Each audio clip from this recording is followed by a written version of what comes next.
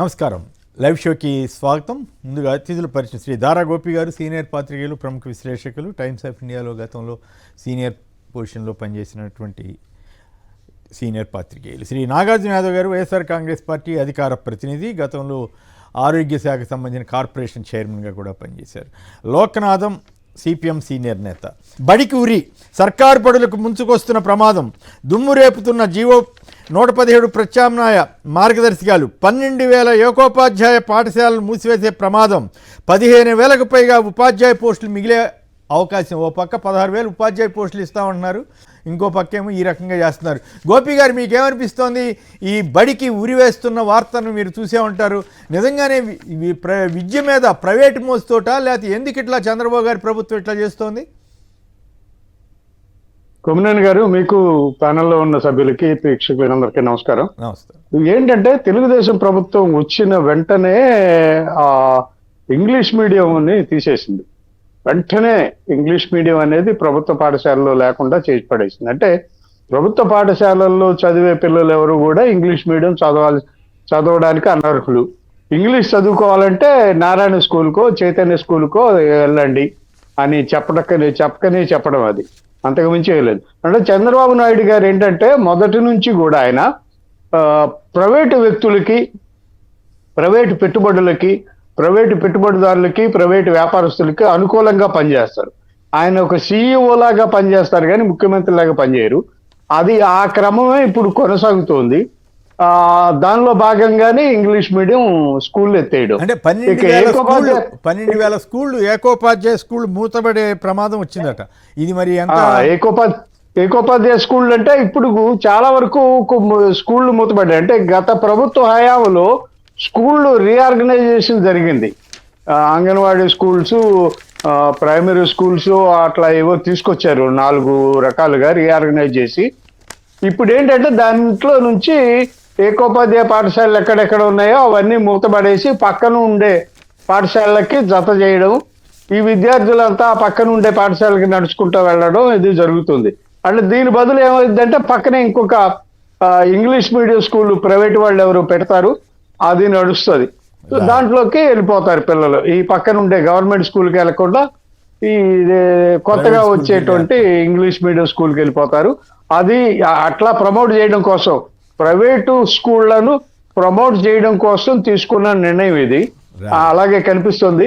లోకేష్ గారు కూడా గతంలో ప్రకటించేశారు, మేము ఏదో విద్యా వ్యవస్థను పటిష్టం చేస్తామని. కానీ పటిష్టం చేయడం అంటే ప్రైవేటు విద్యా వ్యవస్థను పటిష్టం చేస్తారు, ప్రభుత్వ విద్యా వ్యవస్థను బలహీనం చేస్తారు. అది చంద్రబాబు హయాంలో చంద్రబాబు నైజమే, అది ప్రైవేట్ వ్యక్తులను ప్రోత్సహించడమే. సంక్షిప్తంగా మాట్లాడితే మళ్ళీ మిగతా అంశాల మీదకి వెళ్దాం. లోకేష్ డిప్యూటీ సీఎం అవుతాడా, పవన్ కళ్యాణ్ సీఎం అవుతాడా, దీని మీద వెళదాం. ఈ కంప్లీట్ చేయండి సార్.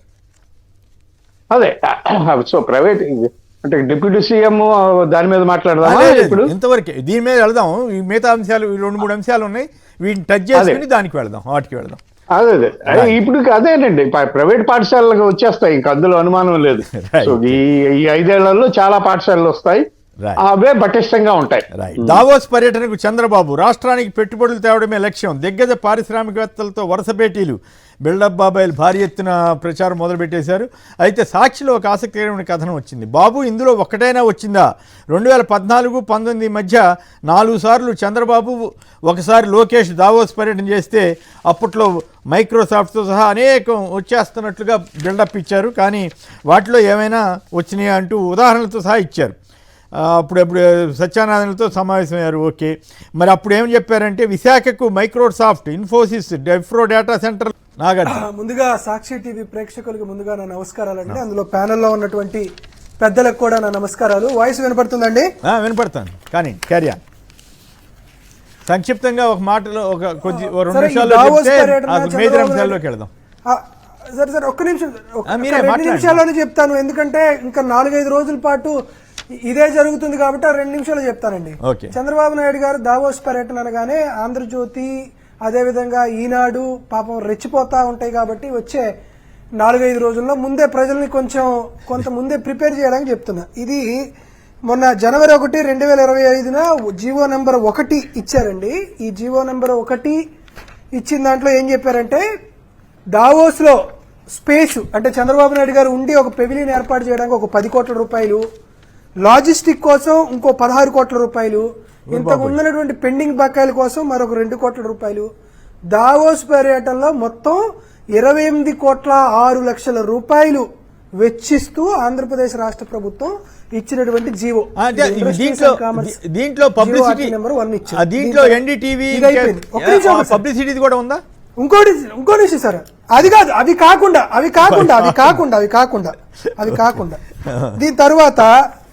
దీని తర్వాత ఇప్పుడు ఎన్డీటీవీకి ఒక 74 లక్షల రూపాయలు ఇస్తున్నట్టు ఒక జీవో.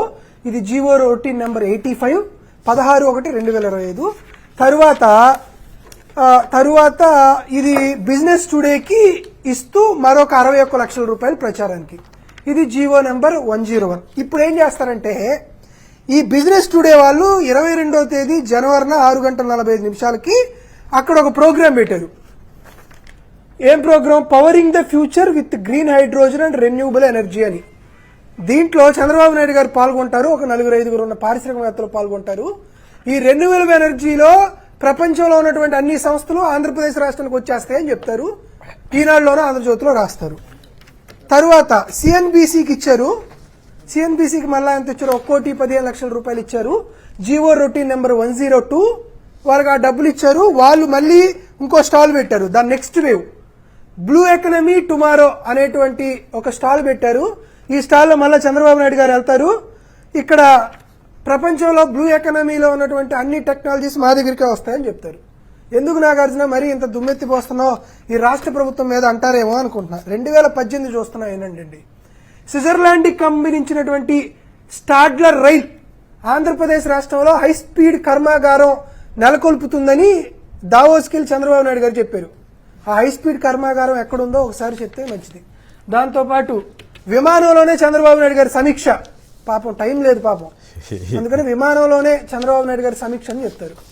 తరువాత ఇక ఆశ్చర్యంగా చూడండి, మళ్ళీ మంచి మంచి పేపర్లు వస్తాయి, పేపర్ క్లిప్పింగ్స్. ఆంధ్రప్రదేశ్ రాష్ట్రంలో విమానాల తయారీ జరిగిపోతుంది. ఈ ఏడాది అంటే 2018లోనే ఒక విమాన ఉత్పత్తి కేంద్రం వచ్చేస్తుంది. Tata, air bus, block chain ఒక వినూత్న పరికరం. వర్షం కురిచినప్పుడు వాటర్ని తీసేసుకొని వర్షం కురవనప్పుడు వానలాగా వచ్చేటువంటి ఒక వినూత్న పరికరం ఆంధ్రప్రదేశ్ రాష్ట్రానికి వచ్చేస్తుంది. విశ్వవిద్యాలయ నగరం ఇక్కడ ఏర్పడిపోతుందని ఆంధ్రజ్యోతిలో పార్కులు. తరువాత పెట్టుబడులపై అమరావతిలో ఎస్బీఐ క్యాంపస్, లాజిస్టిక్స్, హిటాచి అని చెప్పి మళ్ళీ రాసినటువంటి వార్త. ఇవన్నీ దావోస్లోనేనండి. ఆ తరువాత అక్కడికి వెళ్ళి మళ్ళీ ఇక్కడ ఒక గిరిజన మహిళకు ఫోన్ చేస్తారు. అమ్మా నేను దావోస్ నుంచి మాట్లాడుతున్నా, మీకు అక్కడ వినపడుతుందా? ఓకే వినపడుతుంది, కాబట్టి అక్కడ నెట్వర్క్ బాగా పనిచేస్తుంది. ఆ నెట్వర్క్ బాగా పనిచేస్తుందంటే ఇది చంద్రబాబు నాయుడు గారి గొప్పతనం అని మరొక వార్త. ఇదైపోయింది. దీని తర్వాత ఆంధ్రాకు అలీబాబా దావోస్ లో మీటింగ్.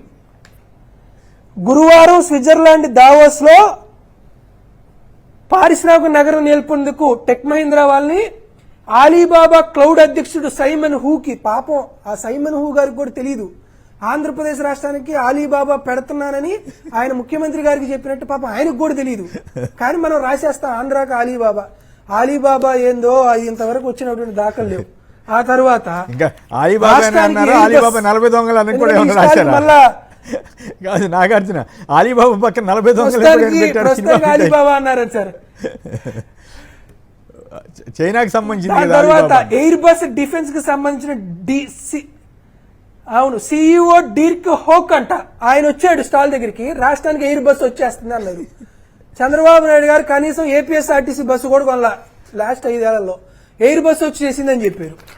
తరువాత మరొక సాంకేతిక విప్లవం మనమే అందిస్తున్నాం ఈ దేశానికి, ఈ ప్రపంచానికి అని చెప్పారు. ఆ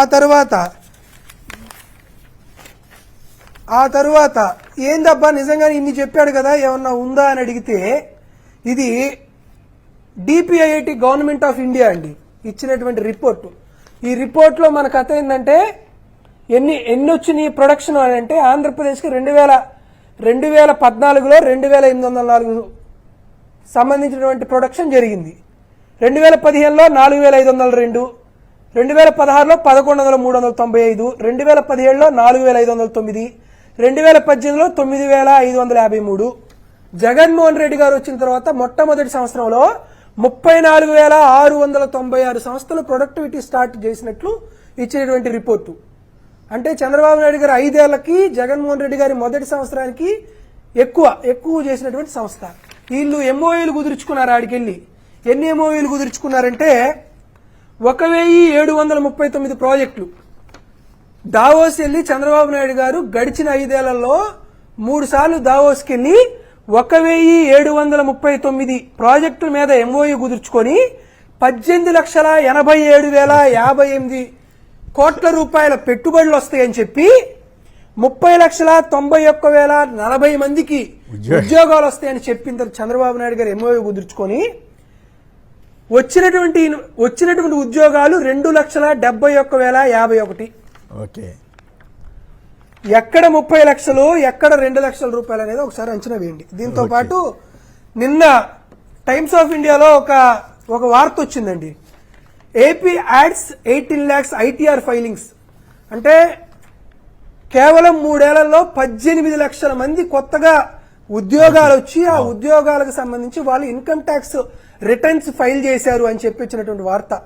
ఇది మహారాష్ట్ర 2nd ప్లేస్ లో ఉంటే, ఉత్తరప్రదేశ్ 3వ ప్లేస్ లో ఉంటే, గుజరాత్ 4వ ప్లేస్ లో ఉంటే, ఆంధ్రప్రదేశ్ మొదటి ప్లేస్ లో వచ్చింది అని చెప్పి యావరేజ్ గా 3 సంవత్సరాల్లోనే 20 లక్షల ఉద్యోగాలు వచ్చినటువంటి పరిస్థితి ఈ రోజు ఆంధ్రప్రదేశ్ రాష్ట్రంలో కనపడుతుంది. ఏది ఐటీఆర్ ఫైల్ చేసిన వాళ్ళే, ఫైల్ చేయకుండా ఇంకా కొంతమంది ఉన్నారు కాబట్టి, అంటే 5 lakhs బిలో ఉన్నారు కాబట్టి ఇంకా చాలా మంది ఎక్కువగా ఉండొచ్చు. కాబట్టి ఇటువంటి వ్యాఖ్యలు రేపు మనం చూస్తాం. అక్కడికి వెళ్ళగానే అన్ని వచ్చేస్తున్నాయి ఆంధ్రప్రదేశ్ కి. మళ్ళా ఒక క్లిప్పింగ్ మర్చిపోయాను, ఈనాడులో ఏం రాశారంటే అసలు మనం దావోస్కి వెళ్ళేదేంది, దావోస్ నే ఆంధ్రప్రదేశ్ కి తీసుకొచ్చేద్దాం అని కూడా చెప్పాడు. కాబట్టి ఆ క్లిప్పింగ్ ఎందుకో దొరకల.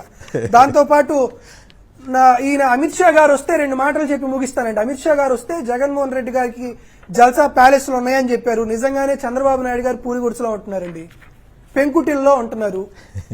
ఇక్కడ ఉన్నటువంటి కరకట్ట భవనం పూరి గుడిసె పెంకుటిల్లు, జూబ్లీ హిల్స్ లో ఉంది పెంకుటిల్లు, కుప్పంలో కట్టబోతుంది ఒక పెంకుటిల్లు, నేలపాడు దగ్గర కడుతుంది మరొక పెంకుటిల్లు. చంద్రబాబు నాయుడు గారు కాబట్టి నిరుపేద కాబట్టి ఆయన ప్యాలెస్ లో ఉండలేరు, జగన్మోహన్ రెడ్డి గారు ప్యాలెస్ లో ఉంటున్నారని చెప్తున్నారు. అమిత్ షా గారు వచ్చారు కదండి, అమిత్ షా గారు వచ్చారు, విశాఖపట్నం స్టీల్ ప్లాంట్ కి సంబంధించి చెప్తున్నారు కదండి. ఒక్క నిమిషం సార్. ఇది రాజశేఖర్ రెడ్డి గారు 2006 మే 25వ తేదీన రాజశేఖర్ రెడ్డి గారు ఇదే విశాఖ స్టీల్ ప్లాంట్ కి 8,600 కోట్ల రూపాయలు ఆర్థిక ప్రయోజనం ఇచ్చినటువంటి లేఖండి ఇది. అవును, ఏది 2006లో 8,600 కోట్ల రూపాయలంటే ఇప్పటికీ సుమారుగా రెండు రెట్లు వేసుకున్నా కూడా సుమారుగా 24,000 కోట్ల రూపాయలతో సంబంధం. ఇది ఉపయోగం ఉండదు అనమంటున్నా, ఏదో టైం బీయింగ్ కోసం సరిపోతుందని చెప్తున్నా. దాంతో పాటు అమిత్ షా గారు వస్తే ఇది మొన్న కాగ్ రిపోర్టు మంత్లీ ఇండికేటర్ డిసెంబర్లో రిలీజ్ చేశారు. దీంట్లో ఏం చెప్పారంటే కేంద్ర ప్రభుత్వం నుండి grant in aid and contribution 30,333 కోట్ల రూపాయలు కేంద్ర ప్రభుత్వం నుండి మాకు వస్తాయని మేము అంచనా వేస్తున్నామని చంద్రబాబు నాయుడు గారు చెప్పి డిసెంబర్ నాటికి వచ్చింది 9,703 కోట్ల రూపాయలు. అంటే 31% మాత్రమే ఉంది. ఇక ఉంది 2 నెలలు. అమిత్ షా గారు వస్తే అయ్యా ఇంకా మీరు సుమారుగా మాకు ఒక 23,000 కోట్ల రూపాయలు డబ్బులు రావాలయా మీ దగ్గర నుంచి, ఈ డబ్బులు ఇవ్వండి అయ్యా అని అడగాలి గాని, విశాఖ స్టీల్ ప్లాంట్ ప్రైవేటైజేషన్ చేయొద్దని అడగాలి గాని, లేకపోతే ఆంధ్రప్రదేశ్ కి తెలంగాణకి మధ్యన ఉన్నటువంటి ఆస్తుల పంపకాల్లో ఇవ్వాలి గాని, రేవంత్ రెడ్డి గారి దగ్గర నుంచి రావాల్సినటువంటి 9,000 కోట్ల రూపాయలు 10,000 కోట్ల రూపాయల విద్యుత్ బకాయిల గురించి మాట్లాడమని చెప్పాలి గాని, జగన్మోహన్ రెడ్డి గారి ఇల్లు ఎంతుంది, ఇంట్లో బాత్రూమ్ సైజ్ ఎంతుంది, ఇవన్నీ చెప్పుకోవడం వల్ల మీరు ఆంధ్రప్రదేశ్ రాష్ట్రాన్ని చాలా ముందుకు తీసుకెళ్తారని మీరు భావిస్తే మీరు అటువంటి పనులే చేస్తా ఉనండి. ఆంధ్రప్రదేశ్ రాష్ట్ర ప్రజలు సరైన సమయం కోసం ఎదురు చూస్తున్నారు. వాళ్ళు ప్రజాస్వామ్యబద్ధంగా మీకు మంచి గుణపాఠాన్ని ఇచ్చేటువంటి పని కూడా ఉంటుంది. రైట్. కేంద్రం ఇప్పుడు మీరు చెప్పిన దాని ప్రకారం కేంద్రం మద్దతుతో వెంటిలేటర్ నుంచి బయటపడ్డామనేమో చంద్రబాబు గారు చెబుతున్నారు. మీరేమో ఇగో ఈ పరిస్థితిని చాలా మీకు ముందుగా మీకు అభినందనలు తెలియజేయాలి. చాలా కాలం తర్వాత వచ్చి అనేక జీవోలు అవన్నీ పట్టుకొచ్చి ఒక రీసెర్చ్ కాగ్ రిపోర్ట్ సార్, ఇది కాగ్ రిపోర్ట్ సార్. అంతకుముందు జీవోలు కూడా తీసుకొచ్చి పరిశోధన కాదు ఒక పరిశోధన విద్యార్థి మాదిరిగా అన్ని వివరాలు చెప్పినందుకు మీకు అభినందనలు తెలియజేస్తూ, మరి కేంద్రం ఇచ్చిన మద్దతుతోటి వెంటనే నుంచి బయటపడ్డాం అంటున్నాడు. మరి స్కీములను అమలు చేస్తామని చంద్రబాబు గారు చెబుతారో లేదు దాని మీద కూడా చర్చలోకి వెళ్దాం. రవి గూడూరు నుంచి, రవి గారు నమస్కారం, మాట్లాడండి. మీకేమనిపిస్తోంది? ఈ డిప్యూటీ సీఎం ఇష్యూ ఉంది, సొల్లు కబుర్ల వ్యవహారం ఉంది, ఇప్పుడు మన మిత్రుడు నాగార్జున చెప్పినట్లుగా డావోస్ పబ్లిసిటీ ఉంది. వీటన్నిటిలో ఏదైనా మీకు ఇంట్రెస్ట్ ఉన్న దాని మీద మాట్లాడచ్చు. సార్ నమస్కారం సార్. నమస్కారం. పెద్దలందరికీ మొత్తం కొన్ని శ్రీనివాసరావు గారు కూడా నమస్కారం సార్. మాట్లాడండి సార్ మరి ఇప్పుడు చంద్రబాబు నాయుడు గారు అరెస్ట్ అయిపోయి రాజమండ్రి జైల్లో ఉన్నప్పుడు తెలుగుదేశం కార్యకర్తలు కూడా రోడ్డు మీదకి వచ్చి ధర్నాలు చేసే పరిస్థితి, కానీ వాళ్ళందరూ కేడర్ కుటుంబం అంతా బయటకు వచ్చి పెద్ద లీడర్లు బయటకు వచ్చి ఆయన అరెస్ట్ చేశారు, మీరు రోడ్డు ఎక్కడ మీద ధర్నాలు చేయండి అంటే కూడా బయటకు వచ్చిన పాపం లేదు ఆ రోజున. అంటే పార్టీ పరిస్థితి అది. ఆ రోజు పాప కల్లా కప్పడంతో కూడా జగన్మోహన్ రెడ్డి గారు ముందు చూపు లేకోకుండా ఇటువంటి నాయకుడు అంటే ఇది పొద్దునే వద్దు పరిస్థితి తెలియకుండా గబగబా పరిగెత్తుకొచ్చేసి రోడ్డు మీద పడుకుని అల్లాప చేసి జైలుకి వెళ్ళి మద్దతు తెలిపి ఆ రోజున సచివేలు పార్టీకి ప్రాణం పోసింది పవన్ కళ్యాణ్. ఓకే. ఆ రోజు పవన్ కళ్యాణ్ ప్రాణం పోసినప్పుడేమో పవన్ కళ్యాణ్ దేవుడు, పవన్ కళ్యాణ్ అది ఇది అని చెప్పి ఒప్పించుకుంటుంది నీళ్ళలో. ఈ రోజు పరిస్థితి అంటే మొన్న మీరు గమనించలేదు, మొన్న 10 రోజుల క్రితం ఆయన నేను నెలలో 14 రోజులు ప్రజల్లో ఉండాలనుకుంటున్నాను అన్నాడు. అవును. ఇక ఎప్పుడైతే ప్రజల్లో ఇప్పటికే ఆల్రెడీ అతను జనాల్లో కొంచెం ఎక్కువ స్పీడ్ అవుతున్నాడు, వ్యతిరేకులలో మద్దతు పొందాడని చెప్పేసి కింద స్థాయి గ్రౌండ్ లెవెల్లో తెలుగుదేశం వాళ్ళకి అనుమానం వచ్చిందో, ఎప్పుడైతే 14 రోజుల పాటు నేను ప్రజల మధ్యన ఉంటాను, జిల్లాల పేట చేస్తా అనగానే అతను కౌంటర్ గా ఒక వరకు స్టార్ట్ అయిపోయింది. నాకు తెలియదు చంద్రబాబు నాయుడు గారు తెలుగుదేశం పార్టీ ఫస్ట్ నుంచి కూడా ఏదైనా ఒక పార్టీ పని చేయాలనుకున్నప్పుడు అతను నమ్మకంలో కూర్చున్నాడు, ముందు వాళ్ళ మనుషులతో అడిగిస్తాడు. అవును. అలా స్టార్ట్ చేస్తారు ఇప్పుడు. ఓకే. ప్రింట్ మీడియా ఇప్పుడు దీనివల్ల కాదు లోకేష్ సీఎం కాకుండా ఉండటం కోసం చంద్రబాబు గారు ఇంకో 20 ఏళ్ళు ఉండాలి, 10 ఏళ్ళు ఉండాలనేమో ఈయన అడ్డం పడ్డాడు పవన్ కళ్యాణ్ గారు. ఆయన వదిలి ఈయన వస్తాడేమోనని. ఇప్పుడు ఈయన ఏకంగా అసలు డిప్యూటీ సీఎం పదవికే నేను వస్తున్నాను పోవాయా అని చెప్పి పవన్ కళ్యాణ్ గారికి బెదిరిస్తున్నట్లా? అసలేంటి పవన్ కళ్యాణ్ పరువు పోయినట్లా, లేకపోతే లోకేష్ ఇది పెరిగినట్లా? నేను చెప్పేది సామాన్య ప్రజలు అంటే గ్రామాల్లో మన గ్రామాల్లో కంప్లీట్ చేయండి. మన అసెంబ్లీలో కూడా పవన్ కళ్యాణ్ గారు ఇంకా 10 సంవత్సరాల పాటు చంద్రబాబు నాయుడు సీఎం ఉండాలనుకుంటున్నానని చెప్పేసి కుండ బద్దలు కొట్టి చాలా క్లియర్ గా మాట్లాడారు.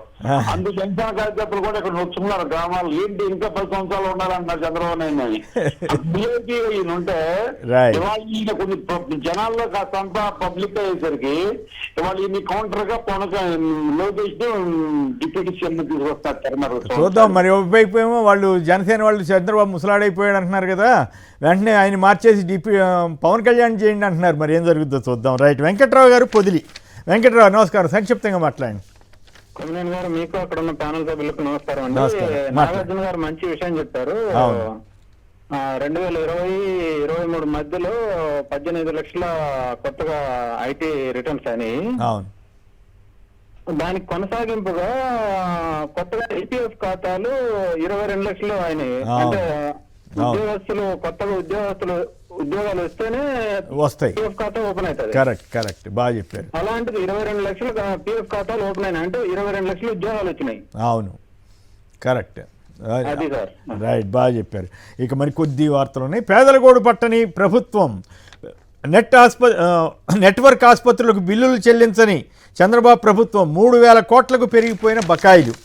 పోలవరం 2027 డయాఫ్రమ్ పనులకు శ్రీకారం అంటూ నిరాడంబరంగా ప్రారంభించిన జలవనరుల శాఖ అధికారులు అంటూ నిన్న ఇచ్చారు. ఇవాళ తెల్లారేసరికి T5 మిశ్రమాన్ని ఆపండి, డయాఫ్రమ్ వాల్ కాంక్రీట్పై CWC మళ్లీ వెనకడుగు, జలశక్తి కార్యదర్శి దేవర్షి ముఖర్జీ సందేహంతో పనుల్లో హంసపాదు అంటూ రాష్ట్ర జలవనరుల అధికారుల విస్మయం అంటూ బిల్డప్ బాబాయిలు వాళ్ళకి ఇష్టమైతేనేమో ఇట్లా రాస్తారు, ఇష్టం లేకపోతేనో అట్లా రాస్తారు. ఈ రకంగా ఆంధ్రప్రజల్ని పిచ్చోళం చేసి ఆడుకుంటున్నారు ఈనాడు, ఆంధ్రజ్యోతి తదితర ఎల్లో మీడియా. అబద్ధపు వాంగ్మూలాలకు ఒత్తిళ్లు. బెవరేజ్ కార్పొరేషన్ పూర్వ MD వాసుదేవరెడ్డి, సత్యప్రసాద్లకు వేధింపులు. రాజ్యాంగేతర శక్తి ఘట్టమనేని శ్రీనివాస్ బెదిరింపులంటూ మరో కథనాన్ని ఇచ్చారు.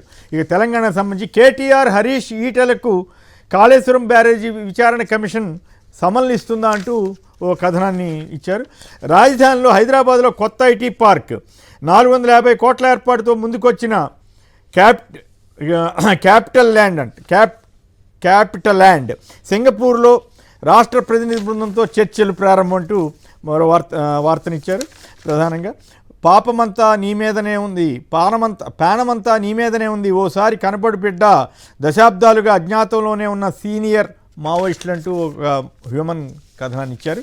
ఇక మనం లోకేష్ వర్సెస్ పవన్ కళ్యాణ్, ఎవరిది పై చేయి అవుతుంది?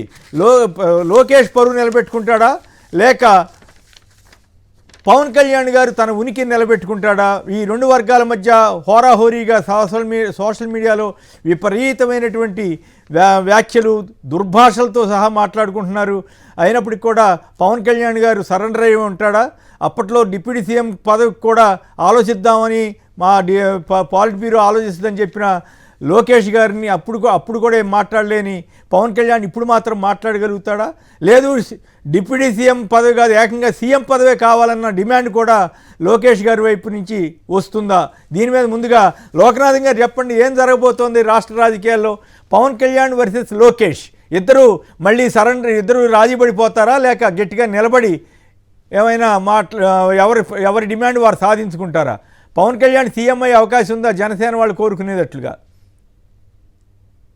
కొమ్మినేని గారు నమస్కారం. నమస్కారం.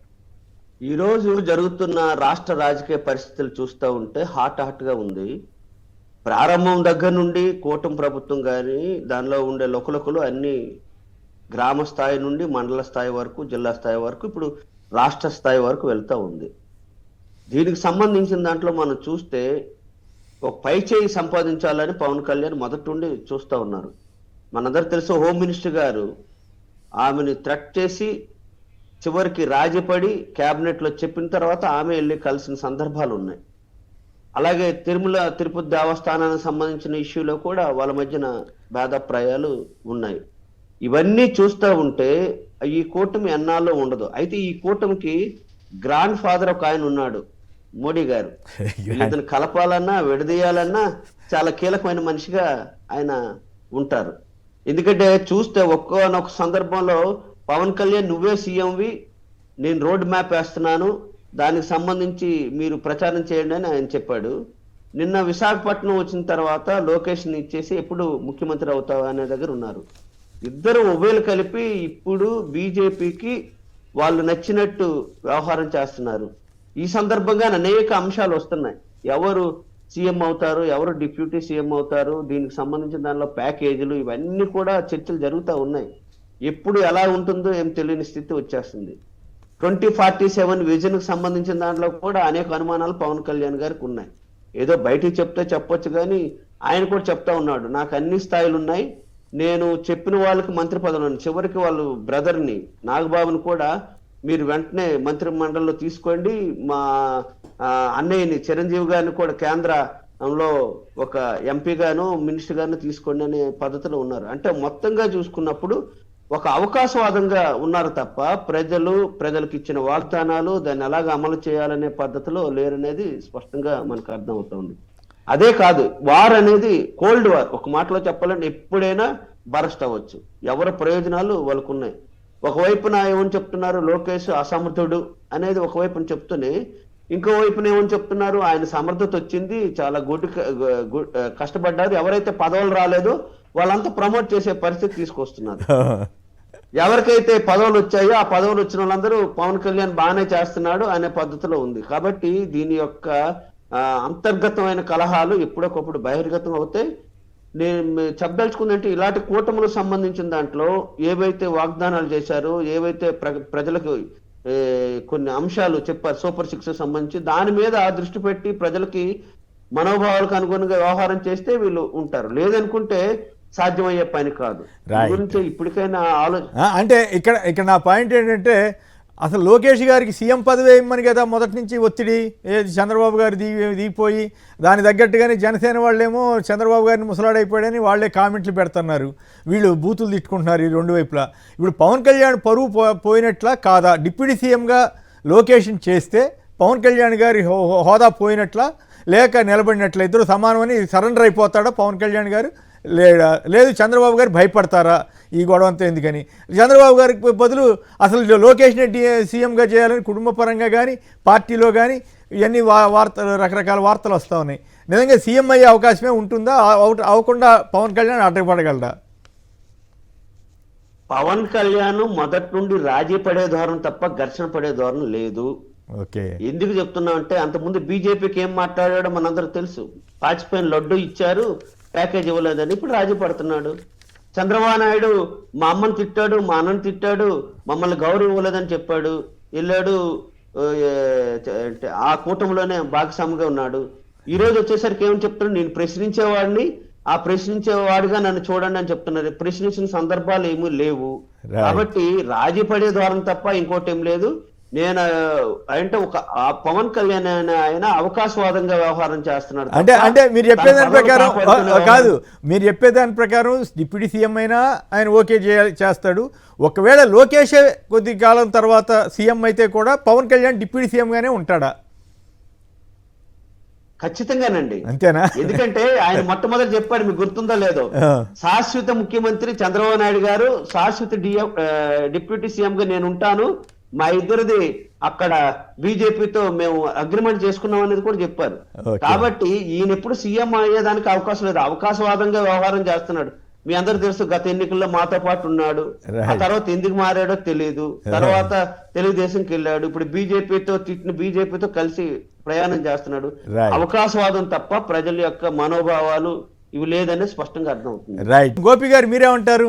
ఎవరిది పై చేయొద్ది? లోకేష్ డిప్యూటీ సీఎం అవుతాడా, సీఎం అవుతాడా, లేక పవన్ కళ్యాణ్ గారు సీఎం అవుతాడా, లేక లోకేష్ గారి క్యాబినెట్లోనే సీఎం డిప్యూటీ సీఎంగా అట్లా లొంగిపోయి ఉంటాడా?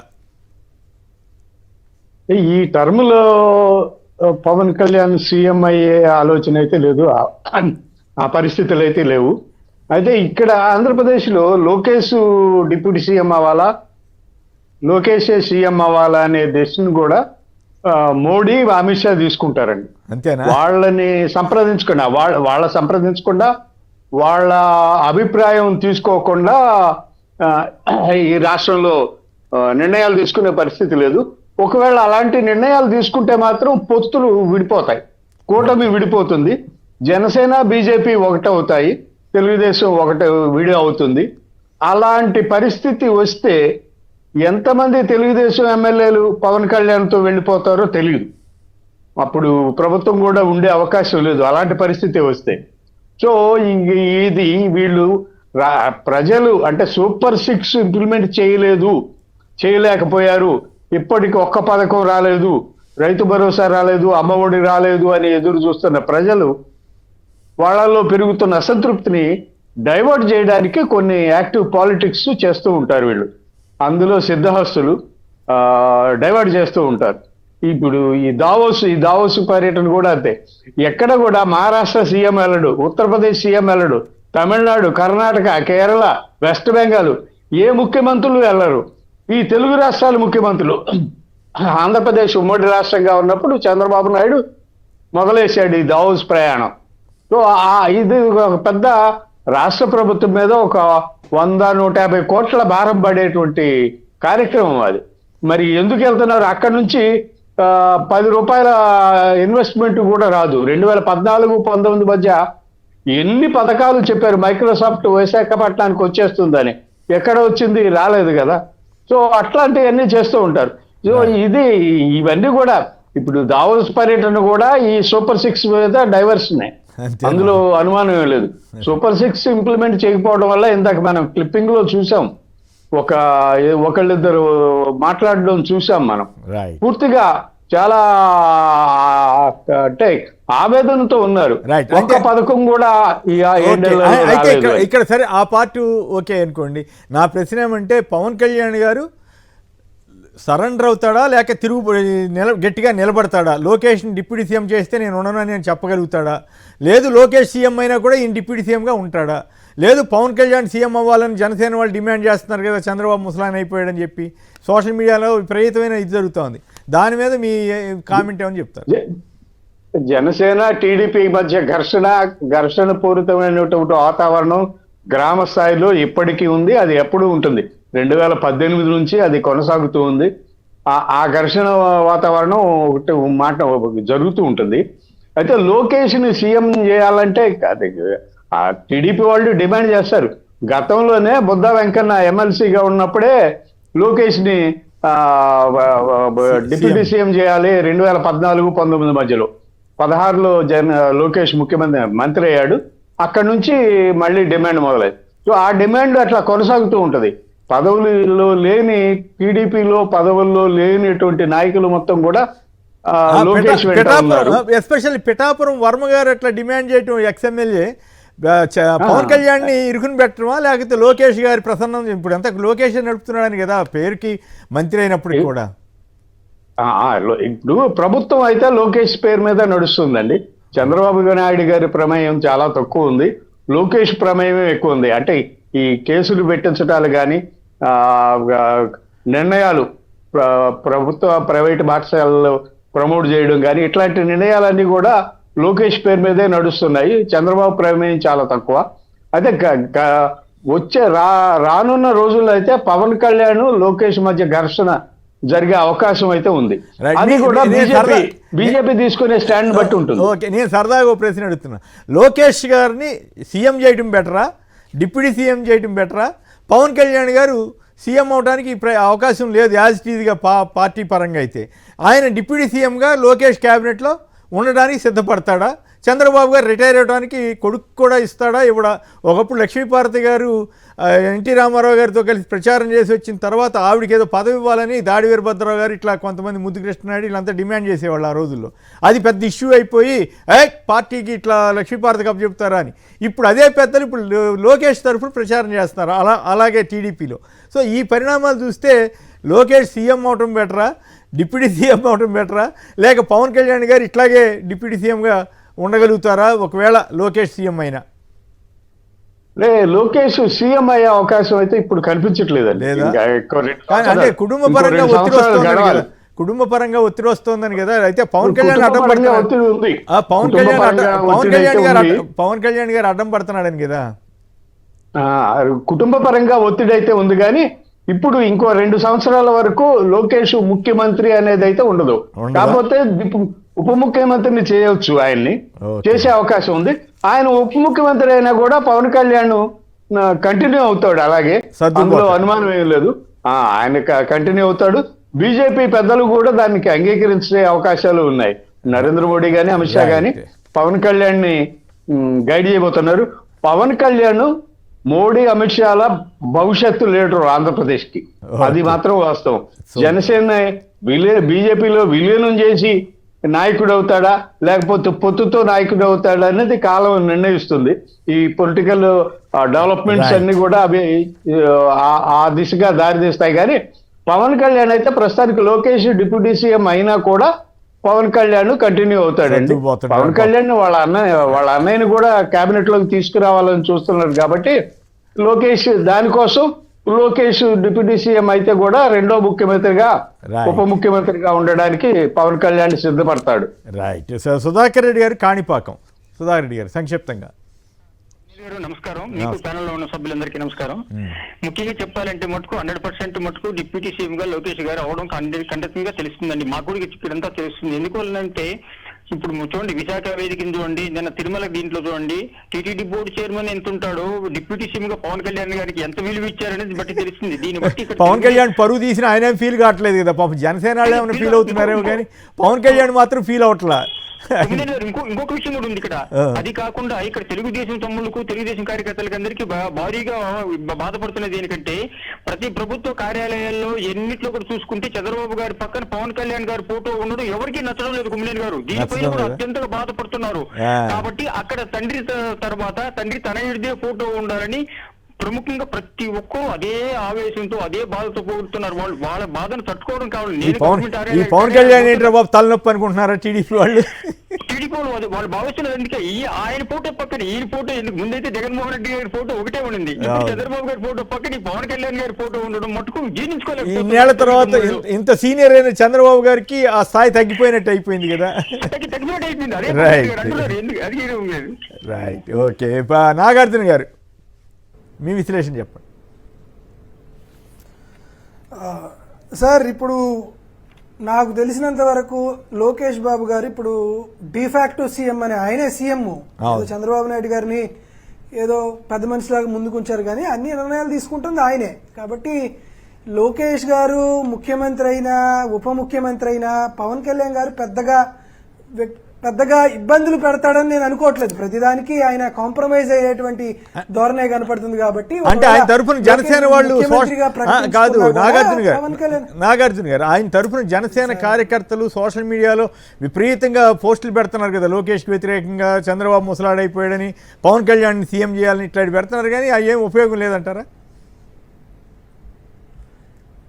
సరే, ఎన్నున్నా కానీ పవన్ కళ్యాణ్ గారు 100% లోకేష్ గారు ఉప ముఖ్యమంత్రి అయినా ముఖ్యమంత్రి అయినా కానీ పవన్ కళ్యాణ్ గారు ఖచ్చితంగా సమర్థిస్తాడు. దాంట్లో వేరే డౌట్ లేదు. ఆయనకు కావాల్సింది వాళ్ళ ఒక పెద్దన్నకేమో భవిష్యత్తులో రాజ్యసభ వచ్చింది అంటున్నారు, ఇంకొక అన్నకేమో భవిష్యత్తులో మంత్రి అంటున్నారు, ఆయన్ని ఎమ్మెల్యే చేశారు, వారికి కావాల్సిన వాళ్ళందరికీ చైర్మన్ పదవులు ఇచ్చారు. కాబట్టి ఆ కృతజ్ఞతా భావం ఉంది. దాంతోపాటు తెలుగుదేశం పార్టీ ముఖ్యమంత్రుల అభ్యర్థులు మార్చుకోవడంలో కూటమిలో ఉన్నటువంటి మిగతా వాళ్ళ అభిప్రాయాన్ని తీసుకుంటుందా? ఒకవేళ చంద్రబాబు గారి నిర్ణయం తీసుకుంటే తీసుకోదు.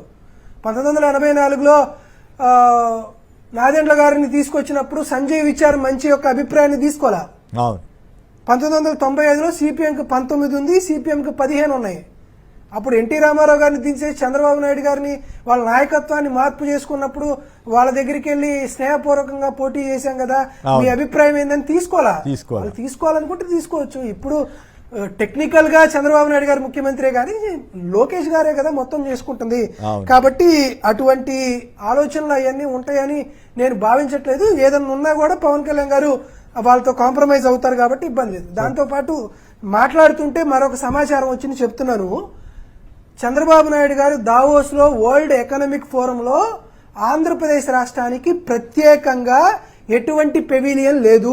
అయ్యో, ఇండియాకి సంబంధించి 2 పెవిలియన్లు ఉన్నారు. ఒక పెవిలియన్ అంటే ఒక స్టాలు యూనియన్ గవర్నమెంట్ తీసుకుంది. రెండో స్టాల్లో 6 రాష్ట్రాలు కలిపి ఒకటే స్టాలు. ఉత్తరప్రదేశ్, మహారాష్ట్ర, తమిళనాడు, తెలంగాణ, ఏపీ, కేరళ 6 రాష్ట్రాలకు సంబంధించి ఒకే స్టాల్ ఉంది.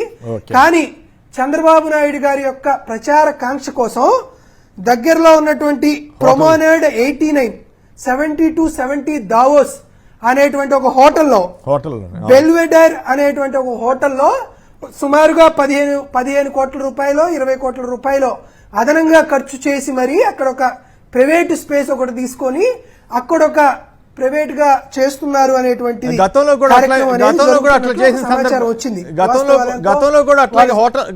అట్లా హోటల్లో పెట్టి చేసిన సందర్భాలు ఉన్నాయి మిత్రమా. ఆయన ఢిల్లీ, ఆయన డావోస్ వెళ్ళినప్పుడల్లా అట్లా కూడా జరుగుతూ ఉంటాయి. ఇది ఇంకొక పాయింట్ ఏంటంటే దీంట్లో కీలక అది ఒకటి మర్చిపోయింది. దాంతో పాటు వెంటిలేటర్, ఒక్క నిమిషం సార్, వెంటిలేటర్ మీద ఉన్నటువంటి ఆంధ్రప్రదేశ్ రాష్ట్రాన్ని బయటపడేసామని చెప్తున్నారు. వెంటిలేటర్ మీద ఉంది. అసలు వెంటిలేటర్ మీద ఉందో లేదో ఒకసారి చెప్తానండి. సాధారణంగా ఈ రాష్ట్ర ప్రభుత్వానికి సంపద, డబ్బులు 7 మార్గాల నుంచి వస్తాయండి. ఒక్కొక్క మార్గంలో చంద్రబాబు నాయుడు గారు చూపించినటువంటి ప్రతిభ ఏందో ఒకసారి చెప్తా. జిఎస్టీలో 52,568 కోట్ల రూపాయలు వస్తాయని ఆయన అనుకుంటే ఈ రోజుకి వచ్చింది 8 నెలల తర్వాత వచ్చింది 32,240 కోట్లు. అంటే 61% మాత్రమే అచీవ్ అయ్యాడు. తర్వాత స్టాంప్స్ అండ్ రిజిస్ట్రేషన్ శాఖలో 13,500 కోట్ల రూపాయలు వస్తున్నాయని అనుకుంటే ఇప్పటికి వచ్చింది 5,000 కోట్ల రూపాయలు. అంటే 40% రీచ్ అయ్యాడు. దాంతోపాటు సేల్స్ ట్యాక్స్ 24,500 కోట్ల రూపాయలు వస్తాయని ఆయన చంద్రబాబు నాయుడు గారు చెప్తే రీచ్ అయింది ఇప్పటికీ 8 నెలల తర్వాత 11,303 కోట్ల రూపాయలు. అంటే 46%. State excise duties, Chandrababu Naidu గారికి బాగా నచ్చినటువంటి ఎక్సైజ్ మద్యం ఆదాయాలు, చంద్రబాబు నాయుడు గారు 25,597 కోట్ల రూపాయలు వస్తాయని ఆయన భావిస్తే 8 నెలల తర్వాత వచ్చింది 13,154 కోట్ల రూపాయలు. అంటే 51.39%. మొన్న ఒక 300 కోట్ల రూపాయలు అడిషనల్ గా జనవరి 1వ తేదీ డిసెంబర్ 31 వచ్చింది కాబట్టి అవి కలపలేదండి. తరువాత నాన్ ట్యాక్స్ రెవెన్యూ 10,576 కోట్ల రూపాయలు వచ్చింది అనుకుంటే మరి మోడీ గారు మరి మోడీ గారు వచ్చిన తర్వాత మోడీ కొండంత అండగా ఉన్నాడని షా చెప్తున్నారు, ఈయన చెప్తున్నారు, అసలు మమ్మల్ని ప్రమాదం నుంచి బయటపడేశారని చంద్రబాబు గారు, పవన్ కళ్యాణ్ చెబుతున్నారు. మరి మీ దగ్గర ఉన్న లెక్కలు చూస్తేనే మొత్తం గతంలో జగన్ గారి పాలన కంటే అధ్వానంగా ఉంది. మరి ఇవన్నీ వదిలేసి సొలు కబుర్లు, జగన్ గారి ప్యాలెస్ ఇట్లాంటివి మాట్లాడుకుంటారా? నిజంగా హోంమంత్రి మాట్లాడుకున్నా ఎక్కడైనా కామన్గా ఎక్కడో ఒక డైలాగ్ వస్తే దాన్నే హైలైట్ చేసే పరిస్థితికి, దౌర్భాగ్య పరిస్థితికి ఎల్లో మీడియా వచ్చిందంటే ఏమిటి దాని అర్థం? సార్, కేంద్ర ప్రభుత్వం ఇచ్చినటువంటి నిధుల్ని మీరు రాష్ట్ర అసెంబ్లీలో పెట్టి బడ్జెట్ పెట్టి దానికి సంబంధించినటువంటి ఎక్స్పెండిచర్ చేసి కాగ్ దాన్ని అంతా చూసుకొని ఇచ్చినటువంటి రిపోర్ట్ గురించి నేను మాట్లాడుతున్నా. మరి ఈ వీటన్నిటికీ తెలియకుండా కేంద్ర ప్రభుత్వం ఏమన్నా ఇచ్చిందంటే తీసుకొచ్చి పేపర్ మీద పెడితే దాని గురించి కూడా మాట్లాడతాం. ఈనాడు, ఆంధ్రజ్యోతి మాకు అఫీషియల్ డాక్యుమెంట్ కాదు కదా. అవును, చంద్రబాబు నాయుడు గారికి అయ్యి ఉండొచ్చు. దాంతోపాటు పెట్టుబడి విపరీతమైనటువంటి అభివృద్ధి జరిగింది, క్యాపిటల్ ఎక్స్పెండిచర్ విపరీతంగా పెడతారు అని అంటున్నారు. కాబట్టి మొన్న నవంబర్ దాకా అంటే డిసెంబర్లో వచ్చినటువంటి రిపోర్టు ప్రకారం చంద్రబాబు నాయుడు గారు ఈ 8 నెలల కాలంలో పెట్టినటువంటి పెట్టుబడి వ్యయం, మూలధన వ్యయం, క్యాపిటల్ ఎక్స్పెండిచరు 7,763 కోట్ల రూపాయలండి. ఇదే సమయంకి లాస్ట్ ఇయర్ అంటే జగన్మోహన్ రెడ్డి గారు ముఖ్యమంత్రిగా ఉండగా 8 నెలల్లో జగన్మోహన్ రెడ్డి గారు పెట్టినటువంటి క్యాపిటల్ ఎక్స్పెండిచరు 17,622 కోట్ల రూపాయలండి. ఇది నేను అఫీషియల్ గా మొన్న ఇచ్చినటువంటి monthly tend format of the progressive figures కి సంబంధించి 7వ పేజీలో ఇచ్చినటువంటి కాగ్ రిపోర్ట్ చెప్తున్నా. ఓకే, అంటే the difference between the previous government, ఈ గవర్నమెంట్ కి సంబంధించి పెట్టుబడి వ్యయం, క్యాపిటల్ ఎక్స్పెండిచర్ 10,000 కోట్ల రూపాయలు డిఫరెన్స్ ఉంది. ఇది ఈయన సృష్టించినటువంటి సంపద, ఇది ఈయన చేస్తున్నటువంటి అభివృద్ధి. కేవలం ఇంకా 2 నెలలండి. అవసరం ఉన్నా లేకపోయినా చంద్రబాబు నాయుడు గారు బయటకు వచ్చి జిఎస్డిపి అంటాడు, జీడిపి అంటాడు, లెక్కలు అంటాడు, గ్రోత్ రేట్ అంటాడు.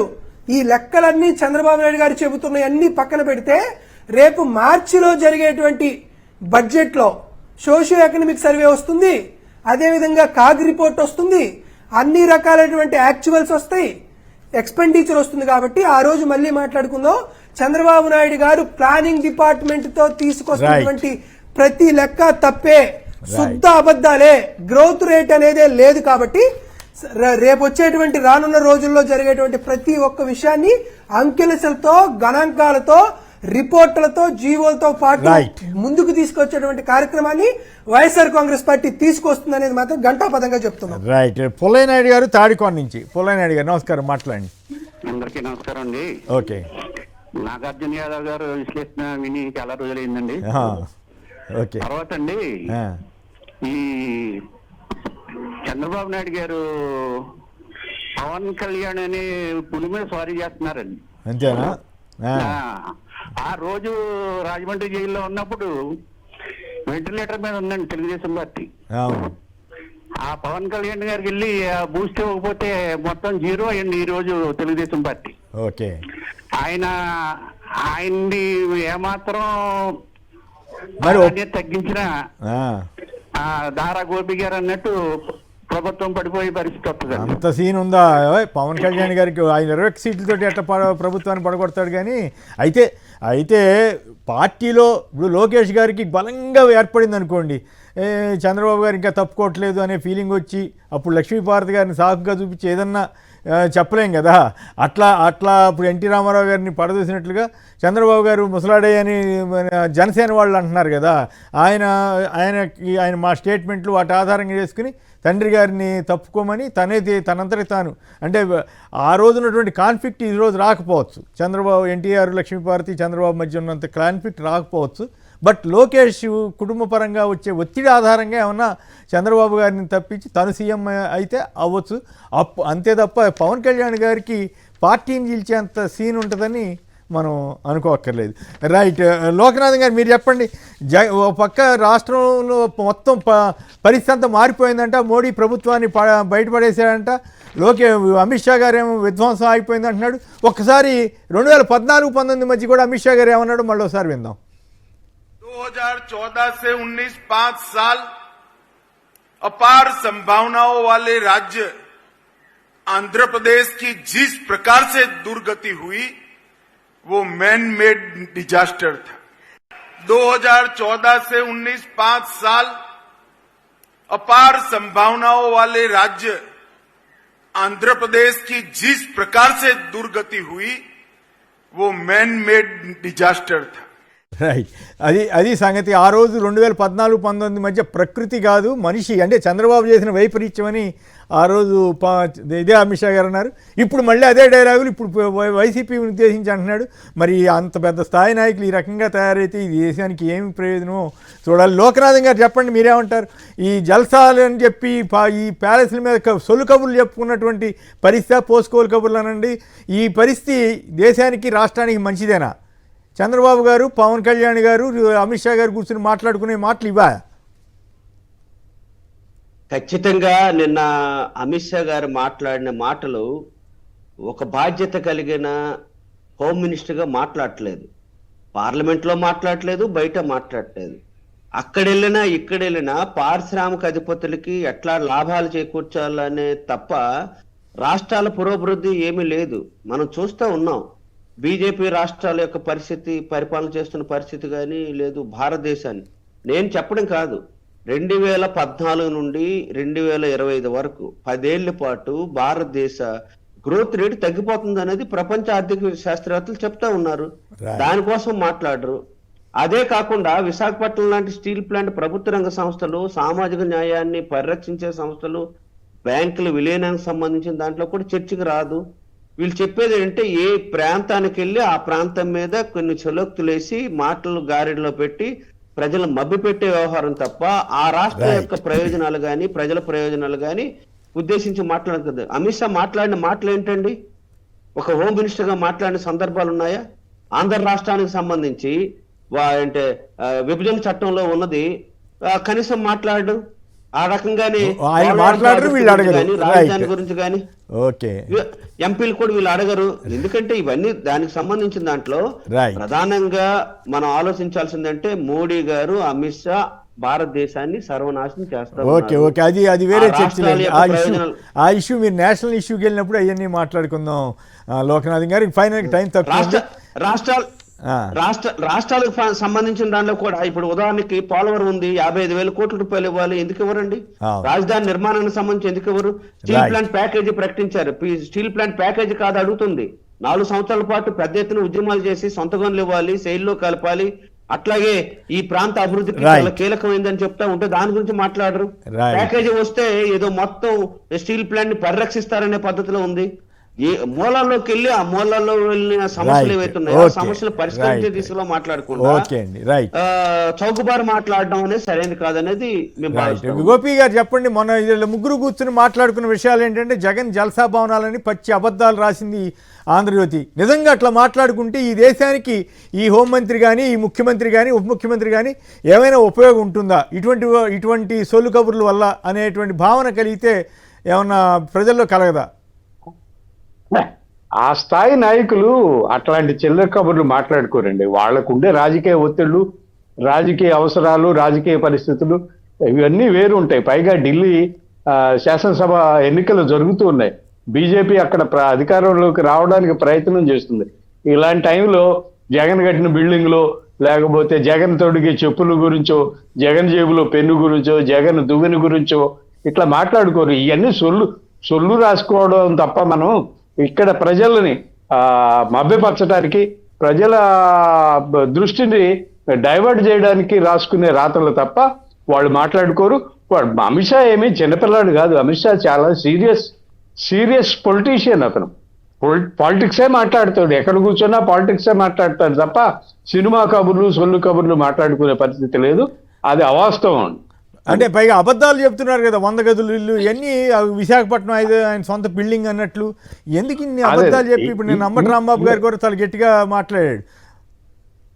ఇవన్నీ కూడా అంతేనండి, డైవర్ట్ చేయడానికి ప్రజల్ని, అంటే వీళ్ళకి దృష్టిలో ఉంటాయి అట్లాంటి విషయాలని.